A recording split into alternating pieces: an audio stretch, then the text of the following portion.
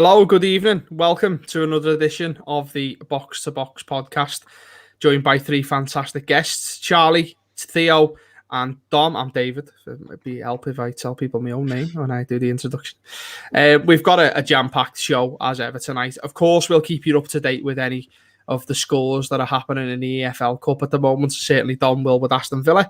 We're already winning 1-0. So we'll keep you up to date with all of that. We're also going to have a big chat about the whole Dementia in football situation. We've had heading limits imposed this week to sort of prevent it going forward. We've had more players, former players, diagnosed with dementia in the past month or so, including Terry McDermott, former Liverpool player, and Dennis Law, of course, Manchester United and Manchester City. Otherwise, we'll catch up on some transfers, and we'll talk about the Premier League clubs not allowing their players to travel abroad to red list countries at the upcoming international break. We'll have a chat about the safety net plan for the Champions League, which is looking like it's going to be scrapped, and plenty of other stuff. So first of all, let's begin with the dementia in football stuff. It's obviously a very sad topic, and it's something that's been going on since sort of Jeff Astle in at West Brom a couple of years ago, and it was found that football and heading the football particularly had a big impact on his death. Charlie, what do you make of all this, particularly the news of more and more players, former players, are coming out with dementia? What do you make of the news and obviously the heading limits as well? Well, I think it's something that needs to be dealt with. Really, I think it's now getting to the stage where you're seeing more and more cases of it coming out in footballers. So, look, heading is a part and parcel of football. It happens throughout the game, but I think if you can try and limit it as much as you can in the weeks building up to games, then I think it'll only have a positive result. And you've just got to think that the families of the individuals that are suffering with dementia now and more are probably a little bit more worried about it. I think if this is found out and more happen, something needs to change as it has now, and I think it will stay in the game for years to come. Yeah, Dom, do you think that the heading limits that have been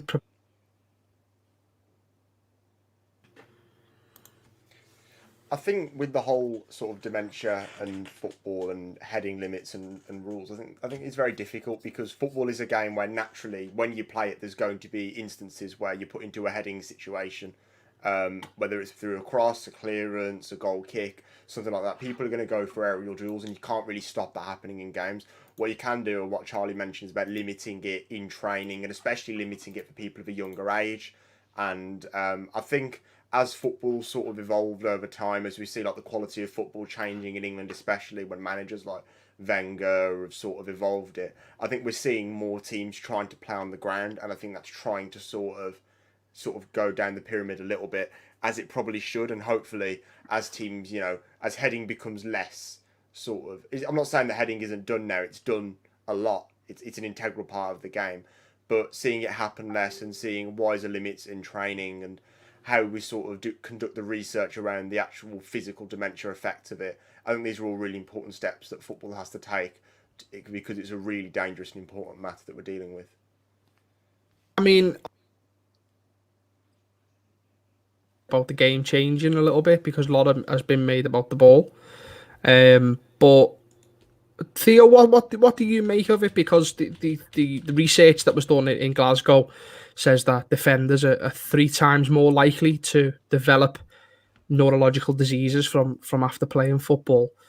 What can we do to sort of, I'd say, balance that out, but that's probably not the right way to eradicate it. I know, as Dom says, it's very difficult because it's part of the game. So how do we do it without really changing the game too much? What do you think? Yeah, I agree with Charlie and Dom and what they've said. I think that research, when it did come out earlier this year from Glasgow, is really interesting because, as you say, it is part of the game, but how do you actually mitigate that from happening? And just like the others have said, it's to do, in training, well, not necessarily in games, but if you limit it in training, it can have an impact in terms of you're not heading in the game, but in training as well, and it just maximizes the potential of this situation. Maybe, I don't know, the other ways, perhaps it's difficult because if the ball's in the air, you're going to have to head it. But I know in the years gone by, like slide tackling, really hard tackles, referees just give a yellow card. So just stop others getting encouraged to do the similar thing. Whether they can implement that with heading as well, that would probably help. So, footballers don't get into these situations later on in their lives. But I don't know, interestingly, if you guys followed what happened in the NFL, even years ago, Will Smith did a film on this where it was the advertising companies or companies working with the NFL clubs. They didn't want to hear it because obviously the NFL was massive and heading, using your head is part of the game. But if the Premier League and the authorities can do something with it, make the rules a bit more stringent, then the better. But of course, it's part of the game. And if you take that out, we're all just going to be using our football, our foot, seeing people's feet high up in the air and that kind of thing. So, yeah, it's difficult. How do you stop it? I don't know. It's very difficult. It's a very difficult question, and I apologise for throwing it at you that way because it's a tough one to answer. But the three you done really well to answer it. It's interesting what you say about the NFL. I feel like something that's probably going to come the Premier League's way and English football's way is brewing, similarly to how it did in the NFL and how it works now. Obviously, the whole concussion substitutions is a positive move forward. It's very difficult, isn't it? It's like if you were ever, when you were kids and you played football and you played the game of five-a-side and the coach was like, right, the ball goes in the air, just bring it down. It's got to stay on the floor, like these silly rules. Is that what we do going forward? I don't know. Does the referee start giving cards out for people who win headers? Virgil van Dijk will get sent off every week. So I don't know what's going to happen there. Just some of the research that I've seen on it was, the footballers were 3.5 times more likely to die of these diseases from basically heading the football, including dementia, and they had a 5-fold risk of developing Alzheimer's. Charlie, those numbers are staggering, aren't they? And as the lads are saying there, if the ball's in the air, you're going to win the header. You can't stop that. So how do we stop them from themselves? Because it's their livelihood, it's the players' livelihoods after they finish playing, isn't it? So what can we do? Yeah, well, it's a tough one. I mean, I listened to, I think it was 606, sort of towards the back end of last season, and I think it was Robbie Savage was on, and his mum was on, and there was another family member who was on from some other family, and they'd mentioned about their husband who'd obviously suffered from dementia, and just hearing exactly how they have been, it's a real issue, and it's something that has been sort of growing the last couple of years. But I think you've just got to limit it in training. You've got to try and take it out as much as you can in training. In a game situation, you have to accept that that's going to happen. You can't not allow people to head the ball. But I think in training, there have to be rules made where you just say, you know what, we keep the ball on the floor and we just make it as safe as possible for the players in the long term. Yeah, so the rule is apparently that they can have, I think it's 10 high impact headers per week in training. The rule's very vague because, Dom, what is it? What is a high impact header? How do you justify that? And also, who's counting it? Is Dean Smith standing at the side of the pitch going, Tyrone, you've had 9, mate. That's it for now. What do you reckon? I mean, it's crazy because I don't think there's a metric to measure what a high impact header is, even if you can define it, and I don't think you can do either.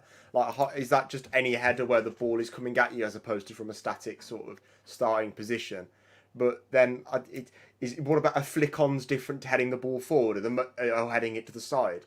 Do we start adding in factors like that? I think the more that you sort of try and dig deeper into what heading is, you sort of are overcomplicating is what a very simple motion of just using your head to direct the football is. Using different areas, the head might have different areas, might have different levels of impact perhaps on sort of the damage aspect of it. So that might be some interesting research that might have to happen. But 10 high impact headers a week in training, I don't see how a measure like that can sort of be measured, and I don't see how it can be enforced, and I don't really see what purpose it holds rather than just to be a bit of a symbol. But I just wanted to quickly say, you mentioned the football scores. I've just watched Anwar El Ghazi score a Panenka penalty, so I've had a great few minutes while thinking about all this heading stuff. I'm glad you have, mate. I'm glad you have, because do you know what? In a few years, you might not remember it after all the football and the balls you've headed. Lovely way to segue that back into the segment there. Yeah, Theo, I mean, what are your thoughts on this? Because I was quite interested by the whole high impact. The language is very, as you say, you mentioned the NFL and what they've sort of changed. This language feels very vague purposely for me, so that down the line they can't sort of say, well, they can get around it, because I wouldn't like to be in the FIFA's, UEFA's, the FA, the PFA in their position trying to change something, because we don't like change. People don't like change. If you start eradicating headers, it's going to be tough, isn't it? I think we're going to need to have VAR for headers at this point, lad. But not more VAR, surely. Another one. Interestingly, Dom was talking about the different circumstances someone finds themselves headering the ball. Sometimes it's not even that. Sometimes it's you're in the penalty box and someone takes a shot. Let's say like Oxlade-Chamberlain, who has a ridiculously very fast shot, and you're standing there as a defender and the ball just hits you in the head. We've seen those in the past. And then the football is on the ground, just, lying down, and they get the magic spray and everything sorted out. But it's those circumstances you don't prepare for. Maybe you would have to go down the route of wearing protection on your head as a footballer. We've got people wearing shin pads. Some goalkeepers wear protection on their head, and perhaps it becomes normalized that way. Maybe that's one way to tackle it. But if you're talking about high impact, what does that even mean? I mean, it's one of those things where people, who are in management, who are in the office, they come up with these terminologies, and, how do we then apply that practically? So I don't know, maybe if we do get into that stage of head protection or headgear, it might look a bit odd to start with, but in the long term, it's actually helping people. And maybe that's one thing they have to consider. Yeah, potentially. And again, even that is going to cause a little bit of disruption. But at the same time, if we can stop, I think for the older generation now, how do they feel that some of their heroes growing up are now coming down with dementia? And, it's sad. And I wonder if when we get to our old age, if we're lucky enough to make it that far, will we feel the same way? I hope there's not an influx of players, because the big sort of, when this started becoming mainstream, particularly when Nobby Stiles was diagnosed with dementia, people were like, oh, the ball is a lot lighter now and it's fine. But they've actually found that the ball is still the same. It has the same impact on your head and it can still do the same damage. So I just hope we don't get to that time and, all of our heroes are getting dementia and stuff like that. It's a scary, scary thought. But hopefully, there's more research coming out, and hopefully these changes can certainly help this generation of footballers, and hopefully those who are going forward as well. Right, let's move on to something a little bit more maybe controversial. Who knows? The international break is, of course, around the corner. We were bemoaning this before we came on air. I particularly can't stand the way you're just getting into the season. It just gets into flow, and it's like, see ya, we're having a week off. But it is around the corner. Some clubs are stopping their players from travelling on international duty due to certain fixtures being in red list countries. They've all put a statement out today, Charlie, to say they're all together, the Premier League clubs, and they won't let it happen. Do you think it's the right move, or should players be allowed to travel for their international fixtures? Look, I think the point I want to make is the fact that if all clubs are united together, then I don't see an issue in that happening. If you have 45% of the Premier League saying yes and of the clubs saying yes and some saying no, then I think there's going to be a conflict there. But with the whole of the Premier League saying we're not going to do that, that's the point I make and say, do you know what? I think that's fine, because they still spread. They can still spread the virus, and going to red listed countries isn't allowed for other people. So I believe that if they put a stop to it all together and they're united as one, then I'm all for them stopping players going out on international duty. Okay, Dom, do you see this as an avenue for teams to, I don't know what the right word is, but sort of stop the players going away more often, because we all know, particularly Premier League managers, hate their players going on international duty for fear of injury and fatigue and stuff like that. Do you think this opens up more opportunities for them to sort of take back control of where the player goes? I think it's really difficult because one of the most important things about the statement that's come out today is that it's a joint thing between clubs, and those clubs won't have made those decisions without consulting their players. And it's players like, for Villa, Emi Martinez and Emi Buendia, who now can't go and join up with the Argentina squad, who will be annoyed at missing out because everyone wants to play for their country. But I think COVID not as much provides like an avenue or an opportunity, but I think it's more a necessity because, especially considering how disrupted pre-season has been. I mean, taking Villa, for example, with the Euros and the coaches leave, I know that's subjective, but take that as an example. We've had a really disrupted pre-season. For us to then, a few weeks into the season, be having another international break where a bunch of players would leave, some of them wouldn't come back because they have to then spend 10 days in isolation. They might even catch the virus. They might spread the virus. It's a massive, massive risk to potentially take, and I could understand why clubs are really reluctant to do that, and ultimately I think we have to respect the right of clubs. It's difficult because you also have competitions like AFCON, which occur in the middle of the season, and those present other problems, and I wonder whether because of COVID, especially this season, and maybe with Qatar World Cup next season, we might see further changes in how clubs and players handle going out on international duty. That's a good point. I hadn't thought about the African Cup of Nations, and obviously that happens in January and February in the winter when we've seen COVID tends to rise and have a little bit of a spike. Certainly last year, that could be one to keep an eye on. Theo, do you think exemptions should be made for? I'm thinking Premier League players here purely because that's what we're talking about, and the UK government has got the power to do that. But do you think they should make exemptions for those players? I totally agree. As the others have said, we've got to a point where it's a general consensus. People are in agreement with this. As I said, I'll be biased as well. Arsenal have struggled in the first two games of the season. In the first game, we lost to Aubameyang and Lacazette, and in the game against just over the weekend, we lost Ben White. Although Chelsea were a brilliant team, we still lost Ben White, and we've lost Willian and so many other players who are just going in and out, and they are still in this country. Just imagine if they go to red list countries, mingling in with lots of other people, it could be a disaster. So I do think it's just better in the context of things. I think this is all about context. I don't think they would be saying if there was no COVID, obviously. But I think in context, it's very helpful because then managers aren't having to think about, this player could potentially come back, and then the entire camp. I remember Arsenal were meant to go to the States for pre-season, and that didn't happen purely because of an outbreak of COVID.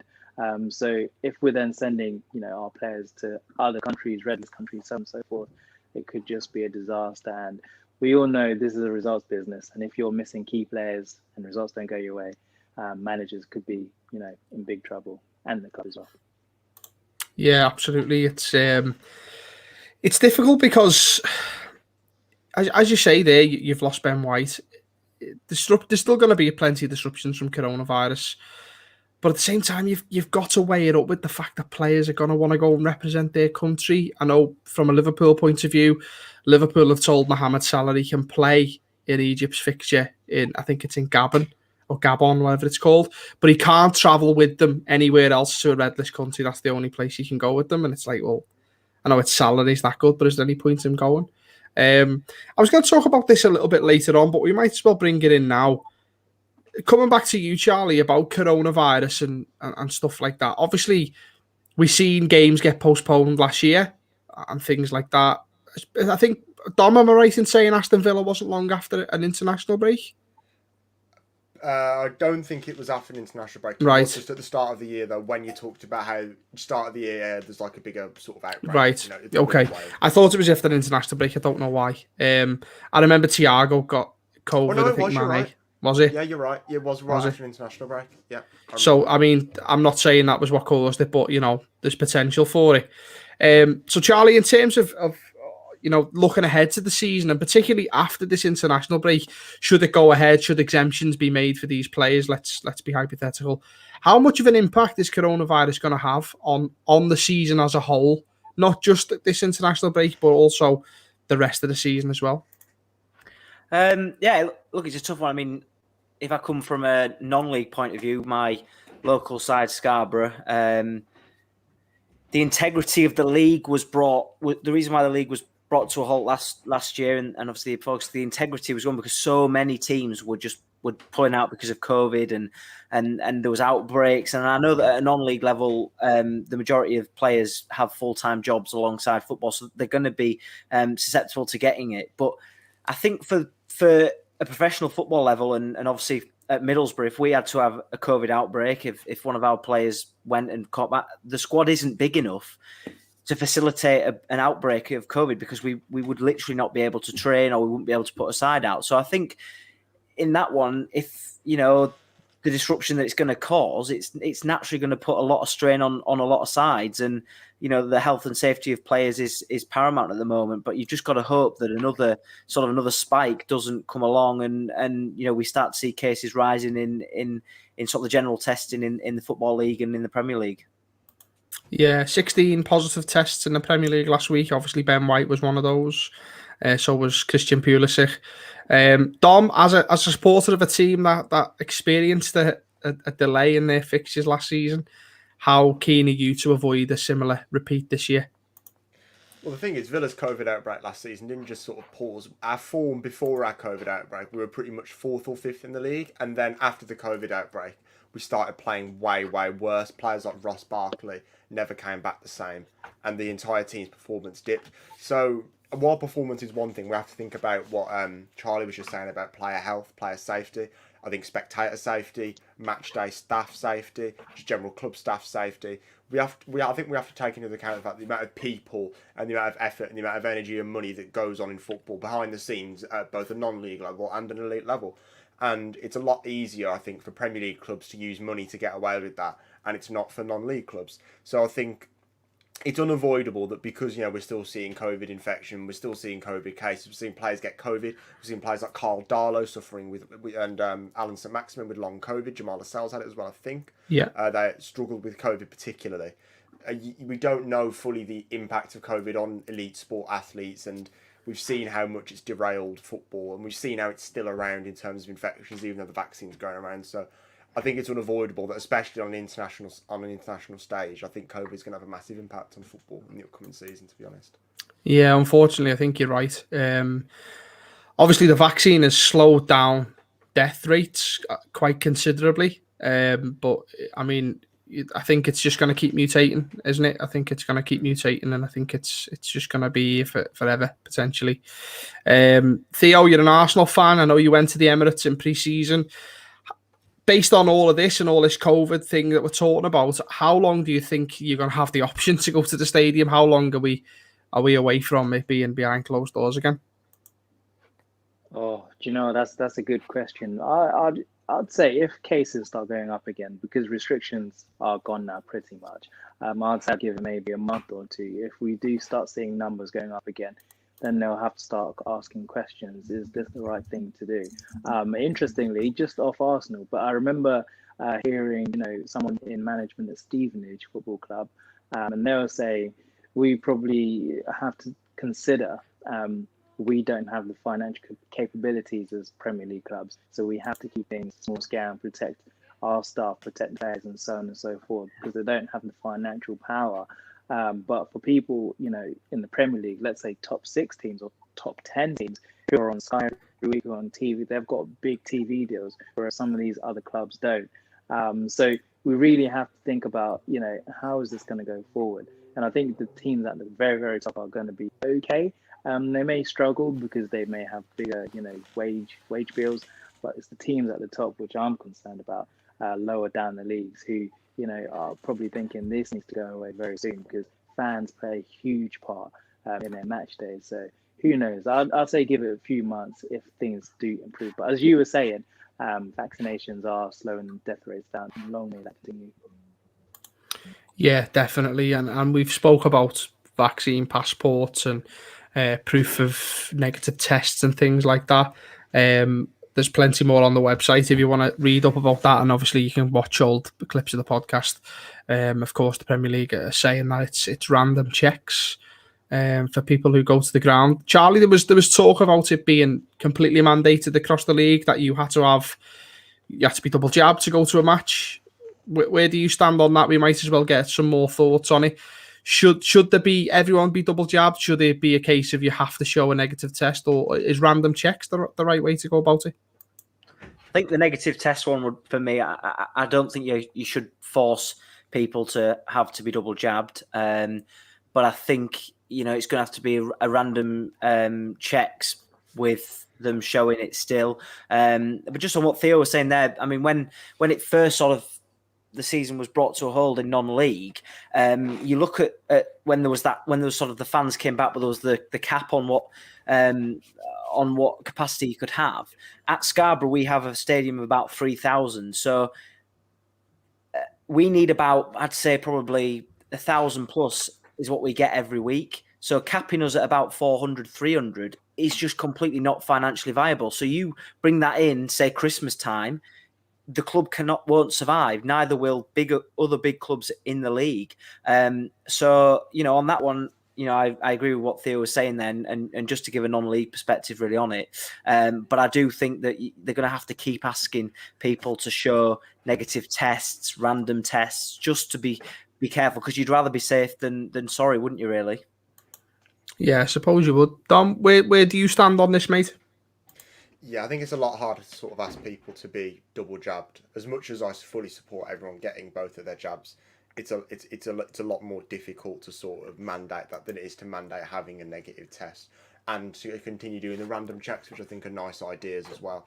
I think when you go to a football game, people talk about football as a sport where it's about your community, your family. You go there to see people, and I think unless we make that place of community, that place of socialising, that place of family, a safe place to do that, and the way to do that is by making sure people there aren't spreading, this disease, then I think that's something that football has to be a priority in football, especially for the safety of, non-league clubs who, as Charlie referred to, are completely reliant on filling their stadiums every week to run and operate.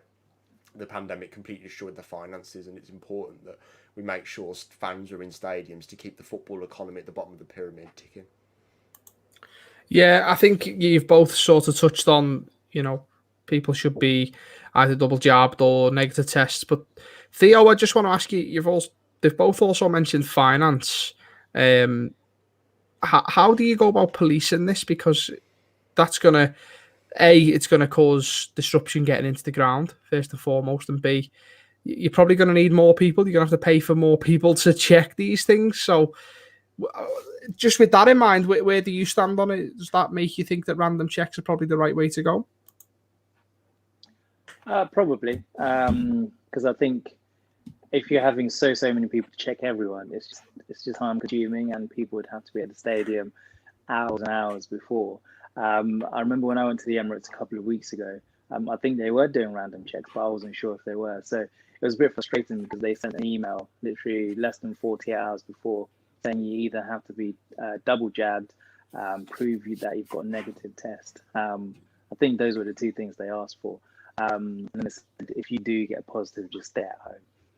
But I think for clubs who don't have the financial power, like at Arsenal, they had probably hundreds of staff at the bottom of the stairs and then at the top of the stairs. And then as you're going into the kiosk, checking this stuff.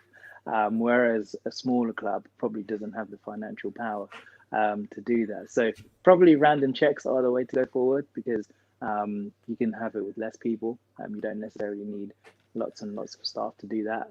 But I think it's all down to each individual club and how they can afford to do that. Yeah, absolutely. I just wonder, is it viable? As a Liverpool fan, we have seen, I don't know whether you've seen the queues that we're trying to get into the ground with the whole new system of ticketing. It's all digital tickets. If then you add in something where people have to also show their little passports on the phone to say, yeah, I've had a negative test, or yeah, I'm double jabbed. You're just knocking the time. You're just doubling it.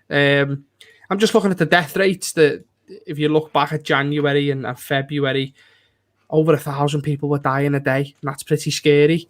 There was like 60,000 cases a day. We've had like 40,000, 30,000 recently. and 100 people are dying a day. So I know it's sad. People are dying. It's terrible, but that shows the vaccines are working. So yeah, I mean, as I think Charlie said, it's very difficult to tell everyone to get double jabbed. Some people don't want to get jabbed. Some players don't want to get jabbed. And also some people aren't eligible to have both of the jabs yet because they're too young. So you're discriminating against them. Very difficult to look at from there. Right, let's move on. Let's fly through a couple of other bits that we've got to talk about. We'll quickly go round on this one. Obviously the Champions League is changing in a couple of years. UEFA were planning on giving a couple of spots away to teams who didn't necessarily qualify, but getting it on historical benefit, maybe, would you say? Or historical performance, I should say. Charlie, the saying that they're potentially going to scrap that, it would have meant if it was in this season, Tottenham would have qualified for the Champions League, even though they finished below Leicester and West Ham. This whole Swiss model of the Champions League thing, what do you make of that? And also, do you think getting rid of this, letting people in because they've done well a couple of years ago is a good move? No, completely against that model. It just takes out the whole integrity of succeeding, really. I mean, you look at how, sort of, say, for example, we're 75% of the way into the season, and I don't know, Leeds United are in fourth. I don't know, for something like that might happen, and then they work out that by it, or say, for example, they will qualify, but because of this model they won't qualify. Then what do they have to play for? I think the whole integrity of it all. Or, for example, Tottenham, and they get to that point and they're not going to qualify, but they know that they will qualify because of this model. I think it just completely takes the integrity out of the whole of the game, and there's nothing to really play for. There's nothing to succeed for. So I'm completely against that model. I think it should be on a merit system every single season where you qualify based on how you've played that year rather than, your historical performances. Yeah, Dom, UEFA were very outspoken against the Super League. And the Super League was very much an idea of teams historically who are, let's say, larger clubs, if you like, would be in the Super League regardless. Has this forced UEFA's hand to get rid of this idea because of their stance on the Super League? And obviously, it's pretty much the same thing, isn't it? If you're just going to let people in to a tournament without qualifying. Yeah, I think it's hypocrisy. I think these people are two sides of the same coin. I think the same people who run UEFA, if they put research into running something similar to the Super League, they probably would do it. This is about rich businessmen at the top of football competing for the money. I don't think it's about them, one side having more care for the soul and integrity of the game than another. And I think this example why UEFA of trying to award a club who finished in the top four for a few seasons in the row and has a big stadium now should be getting the Champions League, as opposed to two clubs, one especially in West Ham, because West Ham won the league a few years before, who were just making mount steady progress under a manager who's not been rated. Football is all about competition. It's about who has the best season, who performs the best, and the best get the best get the most. I mean, that's the point of the sport. That's at the root of the competition. And people like UEFA trying to do away with that with measures like this historical stuff. Like it just takes away from the spirit of the game for me. It's just sickening, really. No, I'm with you. Theo, obviously you're an Arsenal fan, and Arsenal look quite a bit off the pace at the moment. Would you have been happy with this to stay in, just in case you give Arsenal an off chance of getting in the Champions League? Well, no, actually, the example here was used with Spurs. I couldn't think of anything worse than seeing Spurs succeed. So that's my short one. Yeah, absolutely. I thought you'd be well up for Spurs getting in the Champions League. God forgive me. Yeah, I think, do you know what gets me about it is UEFA made themselves out to be like the angels of football when the Super League was out, and they were out saying it's wrong and it's immoral and stuff like that. They're just as bad. Bad. And I wish people would have took that momentum of the Super League onto UEFA to get more change. Because, I mean, this whole Swiss model thing, and I know they've kind of seen the light with not letting people in historically. It's just daft. So fair play. Let's just quickly actually run through some scores, Dom. I know Villa are absolutely running away with this one against Barrow. It's 3-0. Anything to report for us from the game? I mean, Barrow looked all right, but Villa just sort of ran through them on every attack, really. Team's playing quite well. El Ghazi's having a good game. can't really have any complaints. The Carney Chukwuemeka standing out in midfield, I'd say as well. Cameron Archer's having a good game up front. Excited to see some half-time subs maybe. 3-0 up, you can take some risks. And no complaints from me. Good stuff, mate. Good stuff. I'm glad one of our teams are winning at the moment. We've also got, let's just have a quick run through, see if there's any teams in our area. Birmingham City getting beat 1-0. Sunderland are drawing 1-1 with Blackpool. We've got Cardiff City 1-0 down against Brighton. Everton are drawing 1-1 with Huddersfield. Leeds Crew Alexander is goalless. Any other teams there in our area? Wolves are still 0-0 with Nottingham Forest. That one's still playing. I think that's all the teams in our area that I can see, and I do apologise if I've missed anybody there. But yeah, that's the latest. That's the latest scores. Some of the games are nearly finished as well. It was a staggered kick-off time, wasn't it? Some of them were 7:00, some of them were 1:45, and a couple of them were 8:00. So we'll keep you updated with that as the night goes on.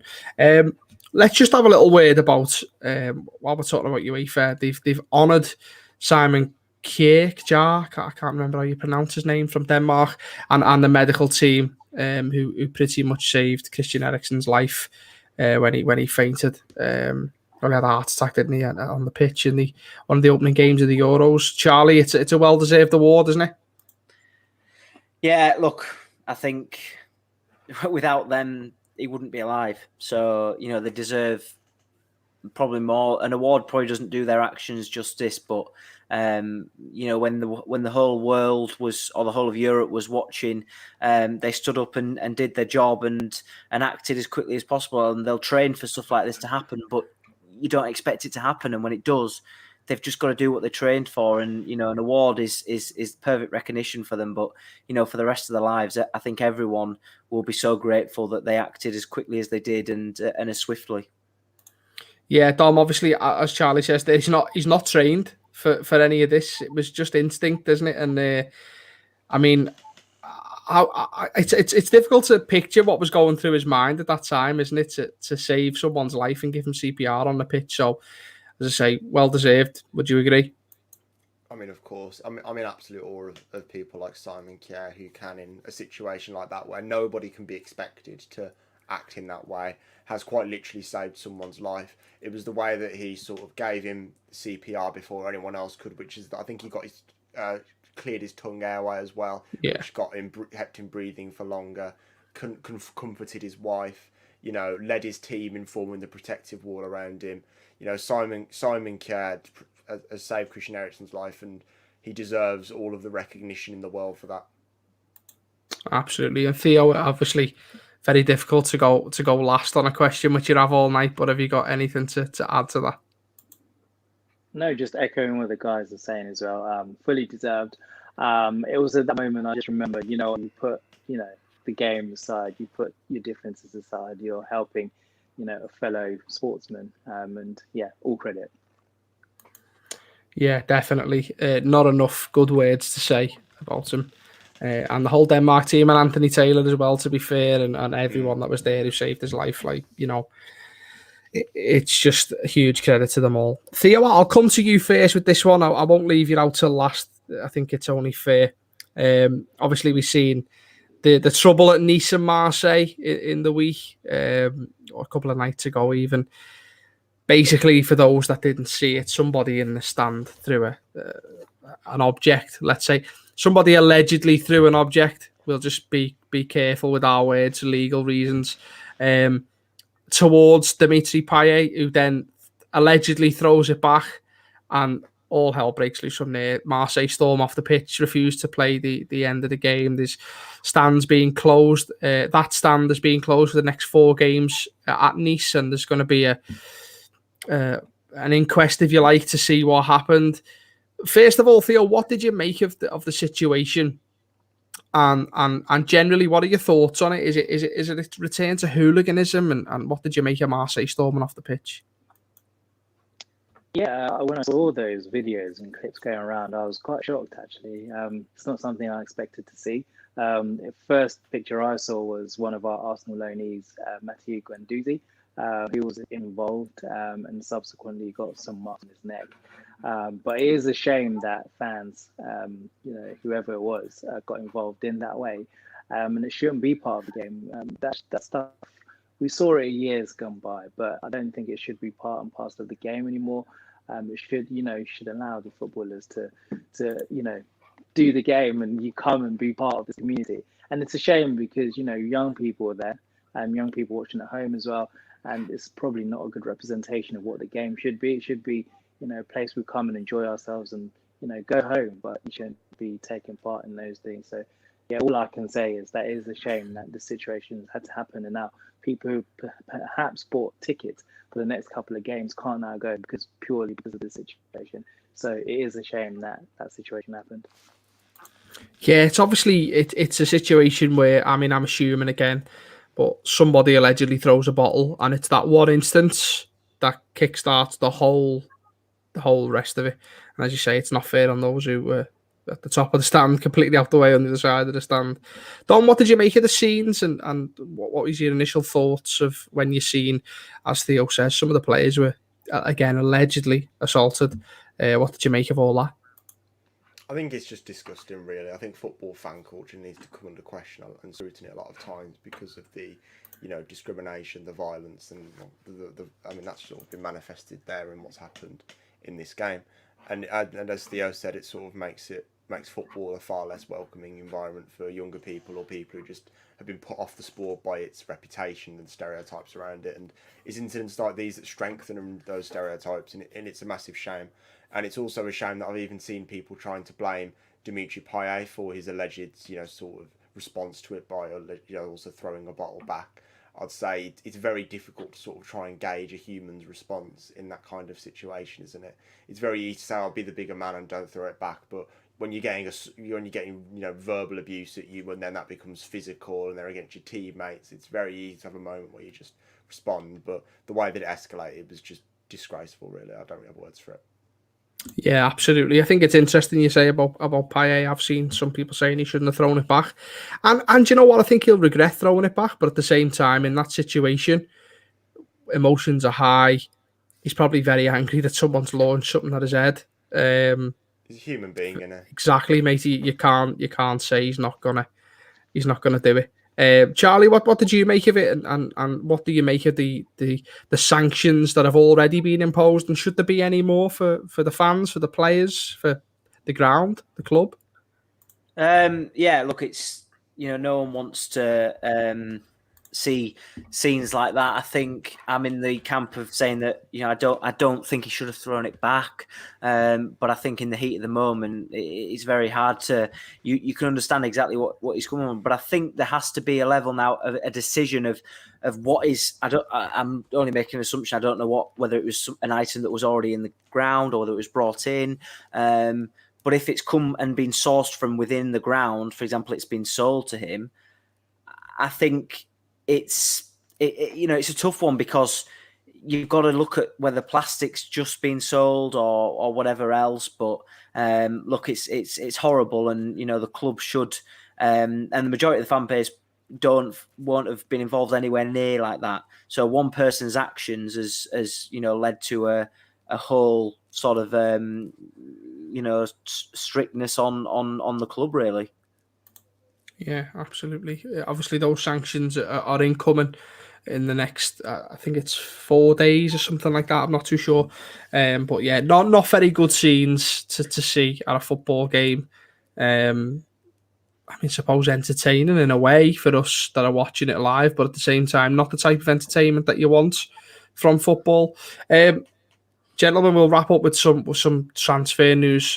Just very briefly, Theo, I'll come to you first. We've got a bit of a bombshell earlier this week, or maybe late last week, that Robert Lewandowski is hoping to leave Bayern Munich. Feels like he's achieved everything he can in Germany. What do you make of his decision to come out and say he wants to move, and where would be a decent, point for him to land in world football?